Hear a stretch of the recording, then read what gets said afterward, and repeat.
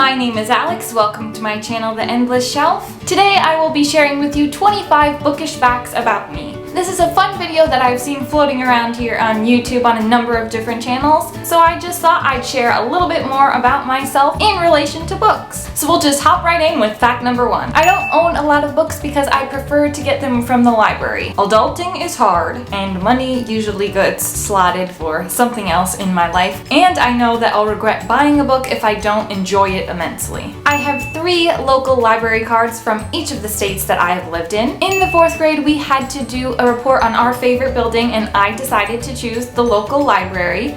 It is a report that I will never forget because I ended up learning that the founder of the library's son ended up committing suicide in the basement, aka where the children's room was located. I might be scarred for life from that. I used to work in said library while on breaks from college, and I have finally come around to the conclusion that I would like to go back to school to get my master's in library science. When I was younger, I used to collect bookmarks, but I'm pretty sure I sold them at a yard sale at some point in my life. I only own like 2 bookmarks at this point, and I really just end up using my library receipts. When I was younger, I always brought home the Scholastic flyer with a ton of things circled in it that I wanted, and I lived for the school book fairs, which is also where I came across Harry Potter and the Sorcerer's Stone in the 4th grade. Thank you, book fairs. Once I start a book, I'm committed to it. Even if I'm not really enjoying it, I can't bring myself to put it down. There's a part of me that just needs to know what happens, and I end up just slugging through it to get to the end. There are 2 book-to-movie adaptations that I have thought were better than the book,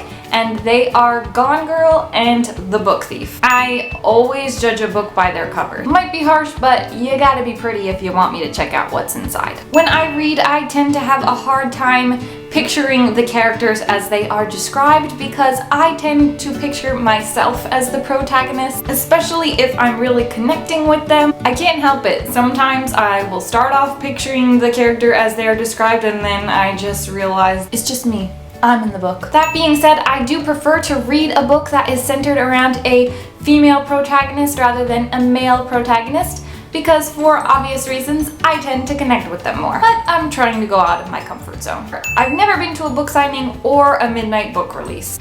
I have a hard time considering an author my favorite unless I have thoroughly enjoyed each one of their works. I don't like to consider them my favorite, or unless I'm totally blown away by their writing style. I'm always living in fear of disappointment that if I say an author is my favorite and then I end up not liking one of their books. I've never been ashamed of the types of books that I read. I have a hard time reading with any kind of noise and usually need complete silence, otherwise I can't concentrate and am unable to connect with what's happening in the book. I've never participated in a readathon, but plan on doing so with Slay That series. As Chammy says, slay girl. I prefer eating to drinking while reading, but find that both makes it hard for me to concentrate because I'm always concerned that I'm going to spill something on the book. I only just tackled my first audiobook this past year because, again, concentration troubles. If anybody has any tips out there, please let me know. When my friend introduced me to Goodreads 3 years ago, I was ecstatic because ever since the 9th grade, I had been writing down in a notebook every book that I read and rating them because lists rule. I don't like to mark novellas towards my reading goal on Goodreads because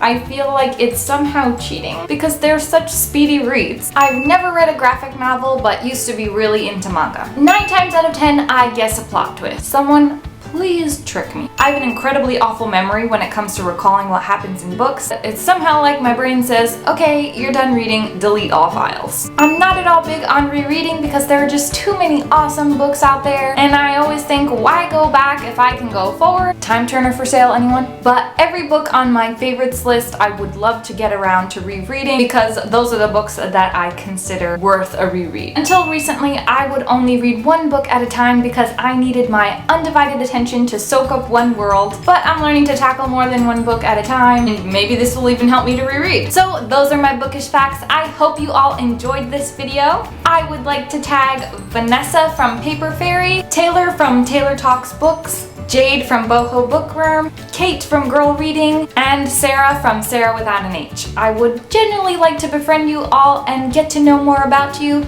so I hope that you are able to do this tag. Links to all my social media will be in the description box below. Thank you all so much for watching. I'll see you in my next video. Bye!